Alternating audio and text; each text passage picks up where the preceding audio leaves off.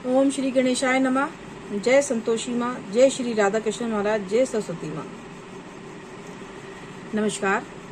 आज हम गीता के 15वें अध्याय जिसका नाम है पुरुषोत्तम योग, इस पर चर्चा करेंगे।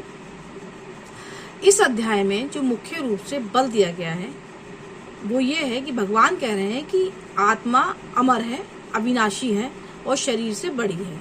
एक तो ये बता रहे हैं प्रभु।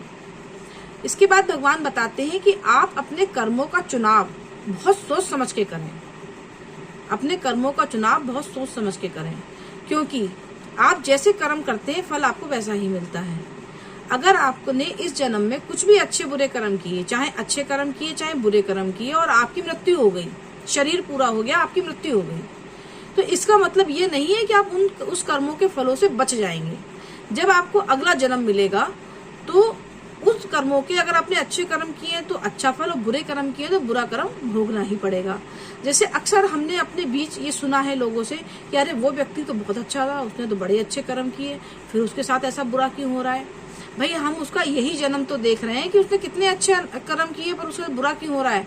वो पहले क्या करके आया था क्या पता आपको, और हमें क्या पता, और उसे भी क्या पता। तो कहने का मतलब यह है कि भगवान कह रहे हैं कि कर्मों के फल तो भोगने ही पड़ते हैं। अगर इस जन्म में आपकी मृत्यु हो गई और कर्मों के फल नहीं मिले तो वो नेक्स्ट जन्म के लिए कैरी फॉरवर्ड हो जाते हैं। तो कर्मों का चुनाव बहुत सोच समझ के करें। अब कर्मों का चुनाव सोच समझ के करने के भी उन्होंने फायदे बताए। एक तो अच्छा कर्म करेंगे तो अच्छा फल, और बुरा कर्म करेंगे तो बुरा फल। इसके बाद इसके साथ साथ भगवान ये कहते हैं कि अगर आपने अच्छे कर्मों का चुनाव किया तो उससे क्या होगा कि आप हर व्यक्ति में ईश्वर का अंश देखेंगे। भाई आपके कर्म अच्छे हैं, आपकी बुद्धि अच्छी है, तो आप हर व्यक्ति में ईश्वर का अंश देखेंगे। तो जब आप हर व्यक्ति में ईश्वर का अंश देखेंगे, परमात्मा को देखेंगे, तो आप किसी के लिए ना गलत सोच पाएंगे ना गलत कर पाएंगे। भाई जब आपने अच्छे कर्मों का चुनाव किया तो आपकी बुद्धि सही है, आपने अच्छे कर्मों का चुनाव किया तो हर व्यक्ति में आप ईश्वर का अंश देखेंगे, परमात्मा का अंश देखेंगे। तो जब आप परमात्मा का अंश देखेंगे तो वैसे ही आप किसी के साथ गलत नहीं कर पाएंगे। तो रहा आपका सात्विक गुण।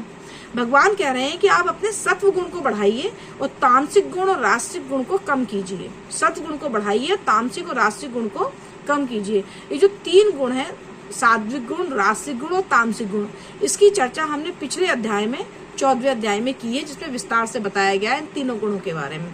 तो इन तीनों गुणों में से सत्व गुण को बढ़ाने के लिए भगवान कह रहे हैं। भगवान कह रहे हैं कि अगर आप अपने कर्मों का चुनाव बहुत सोच समझ के करते हैं तो उससे क्या होता है कि आप अपनी आत्मा को मुक्ति की ओर ले जाते हैं।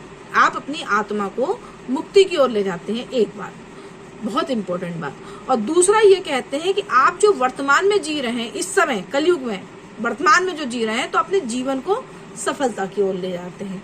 आप जीवित हैं तो अपने जीवन को सफलता की ओर लेके जा रहे हैं। वही तो कलयुगी प्राणी सफलता की भूख में भाग रहा है। तो भगवान कह रहे हैं कि अगर आप कर्म सही रखते हैं, कर्मों का चुनाव सही करते हैं, तो प्रेजेंट में तो आप सफलता की ओर बढ़ रहे हैं जीते जी, और आफ्टर डेथ आप अपनी आत्मा को मुक्ति की ओर ले जा रहे हैं। या तो ये होगा आपके साथ, या फिर नहीं है तो फिर जो जैसा कहते हैं ना, कर्म वो रेस्टोरेंट है कि जो आपने पकाया है वही मिलेगा आपको, कुछ अलग नहीं मिलना। तो बस इस जो पुरुषोत्तम योग हमारा 15वां अध्याय है, उसका मूल बात यही है कि आप अपने कर्मों का चुनाव बहुत सोच समझ के कीजिए। तो आज हमने गीता के 15वें अध्याय पे चर्चा की, जिसका नाम है पुरुषोत्तम योग।